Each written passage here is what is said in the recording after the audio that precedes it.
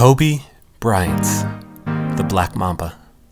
I was 9 years old when he was drafted into the NBA. And not only do I remember every detail of where I was during the 1996 NBA draft, but I remember every detail about where I was 20 years later on the night he dropped 60 points on the Utah Jazz in his final game. I always loved Kobe. Maybe not when he and his Lakers took out my Pacers in the 2000 NBA Finals, but as a kid, I wanted to be Kobe the basketball player. I mean, who didn't? NBA dunk champion, youngest NBA All-Star ever, world champion shooting guard for the Los Angeles Lakers. As I got older, my ambitions never changed. I still wanted to be Kobe, but as an adult, preparing to welcome my first daughter into the world, I no longer had aspirations of being Kobe the Hall of Fame basketball player. I wanted to be Kobe the girl dad. In Kobe's book, The Mamba Mentality, he says, if you really want to be great at something, you have to truly care about it. If you want to be great in a particular area, you have to obsess over it. A lot of people say they want to be great, but they're not willing to make the sacrifices necessary to achieve greatness. They have other concerns, whether important or not, and they spread themselves out. That's totally fine. After all, greatness is not for everybody. I miss Kobe a lot. Maurice and I were scheduled to record the second episode of this podcast on the day that Kobe passed. After the news broke, honestly, I just couldn't do it. Hearing that he had passed was devastating enough.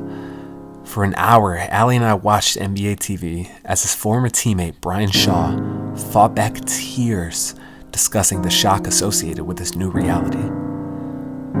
Around 1 p.m., I put Reagan down for her nap, and as she fell asleep, I laid next to her bed, silently crying. Moments later, I got the notification that Kobe's daughter Gigi was amongst those lost in the helicopter crash. My silent tears turned into an audible, full-blown weep as I laid on my daughter's bedroom floor, crushed by the cruelty of a world that could steal a lifetime of future wisdom and potential away from us just like that. Kobe and Gigi's loss crushed me. Honestly, I feel selfish saying that as someone who never knew them. But all in all, I'll be damned if I don't honor Mamba and Mambacita by being the absolute best father to my girls, just like Kobe was to his. I began this project as a way for me to explore my fatherhood through conversations with a father who, through his absence, motivated me to be the father that I am today. I want my legacy to be centered around the deep determination I have to be a great dad. I want to be known for my love of fatherhood and all it encompasses. The love of mundane tasks that make fatherhood what it is. In short, I want to be known for my Mamba mentality. That Mamba mentality isn't solely about the basketball court. That mindset can be adapted into anything we do, including parenthood. But if there's anything I've learned, in order for me to be the best dad I can be, I need to understand where I've been before I'm able to become the man I want to become. In other words, in order to fully become who you're meant to be, you need to evolve. I know more about fatherhood today than I knew the day Reagan was born. I know more today than the day that Sienna was born. I know more today than I knew yesterday, and my goal is to know more tomorrow than I knew today.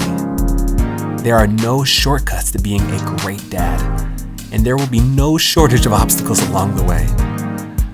Sometimes it takes tough conversations, and for me, these conversations, as hard and as awkward as they may have been, have given me a stronger understanding as to why I strive to be the best dad around. After Kobe's 10th season, he changed his number. A change that to some didn't make sense. Kobe was known for that number 8. He won 3 championships and scored 81 points with that number. Why would a player of Kobe's stature just change his signature jersey like that? Well, Kobe made that change to symbolize a new beginning, referencing a greater maturity level, in part crediting his marriage and 2 daughters for that maturity.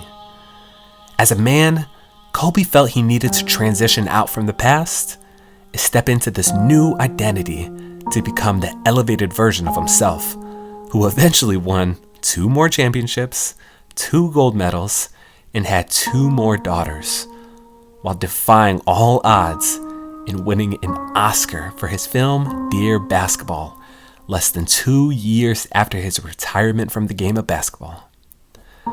Sometimes intentional and even symbolic changes are the only way to move forward.